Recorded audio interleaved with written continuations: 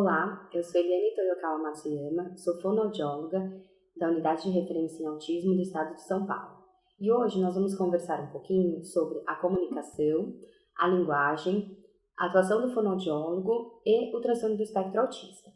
Então, primeiro a gente precisa esclarecer algumas questões, né, sobre o conceito de o que é a linguagem, o que é a comunicação.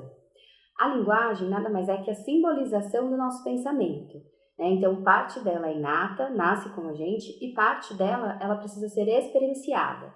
Então, por exemplo, uma criança, para ela entender que um animal de 4 patas, que tenha pelos e que late, chama-se cachorro, ela precisa que alguém fale para ela, alguém nomeie para ela isso, né? Então, por exemplo, quando estiver passeando na rua, olha o cachorro, ou mostrar em um livro, ou mesmo um brinquedo, ou mesmo um cachorro de verdade, e assim ela vai entendendo e vai fazendo essas associações, né, de que todo animal, aquele animal que tem essas características, 4 patas, pelo e que late, é um cachorro, independente se ele é grande, se ele é pequeno, se ele é preto, se ele é branco, né, independente dessas características específicas.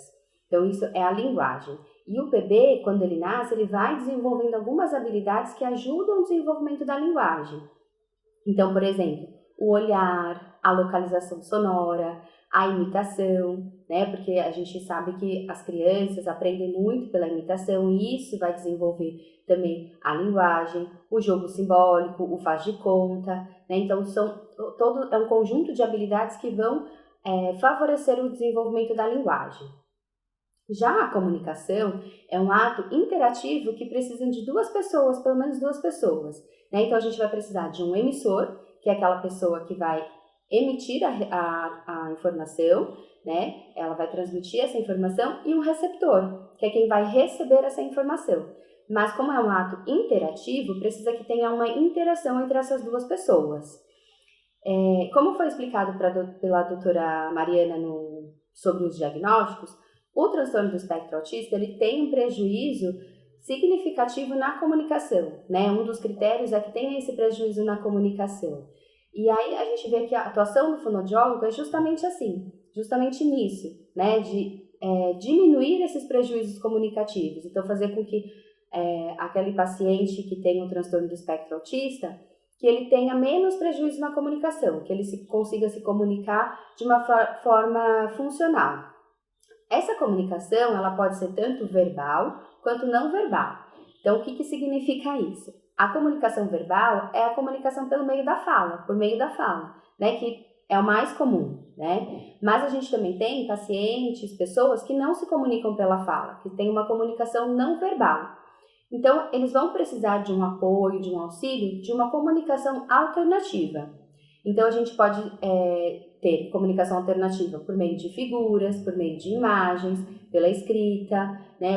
As pessoas que são surdas, elas se comunicam pela Libras. Então, tudo isso são as formas de se comunicar. Então, a fala, a escrita, desenhos, imagens, Libra, gestos, expressões faciais, são tudo formas de comunicação não verbal.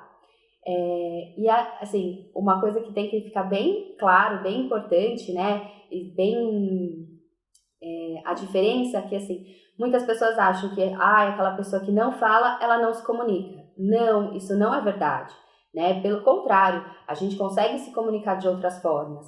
Então, a fala é só o meio que a gente usa para a gente se comunicar. Então, não esqueçam que aquela pessoa que não fala, não significa que ela não se comunica. De alguma forma, ela vai estar se comunicando com a gente, né? A gente precisa entender qual é a forma que ela está se comunicando conosco.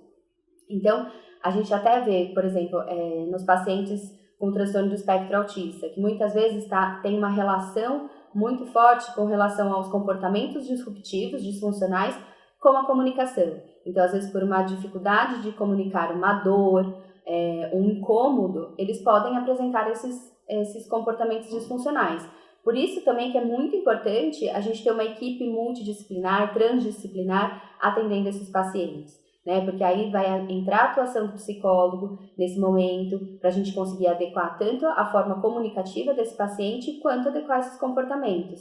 A gente vai mostrar para ele que ele não precisa ter um comportamento disfuncional para mostrar para a gente que ele está com dor, por exemplo. E é importante também a atuação de outros profissionais. A gente tem os profissionais da fisioterapia, o terapeuta ocupacional, que pode ajudar a gente quando tiver um paciente com uma dificuldade motora. Então, se ele precisa acessar uma figura, se ele precisa pegar uma figura, o tamanho, a força que ele tem. Então, isso tudo faz parte de um trabalho em conjunto. A gente também tem muito o pessoal que trabalha, o pessoal da enfermagem, que trabalha a questão de ABVD, AIVD. Então, isso tudo a gente pode fazer um trabalho em conjunto. Pistas visuais para trabalhar a questão do banho. Então, isso tudo é feito com um trabalho em conjunto. Então, a importância desse trabalho, a importância de vários profissionais de diversas áreas, tendo foco no paciente. E aí a gente vai trabalhando essa comunicação dele, adequando essa comunicação para que ele melhore cada vez mais. E a gente tem um transtorno do espectro autista, Então a gente pode ter uma variedade muito grande.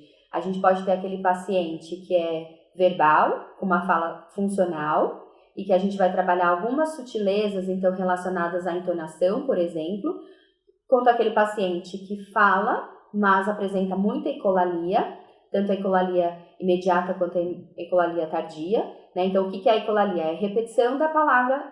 A imediata é, por exemplo, eu falar, oi, tudo bem? Ele responder para mim, oi, tudo bem, Então, esse paciente vai precisar de um apoio para conseguir responder. Ele fala, mas a fala dele não é uma fala funcional, que ele usa com uma funcionalidade.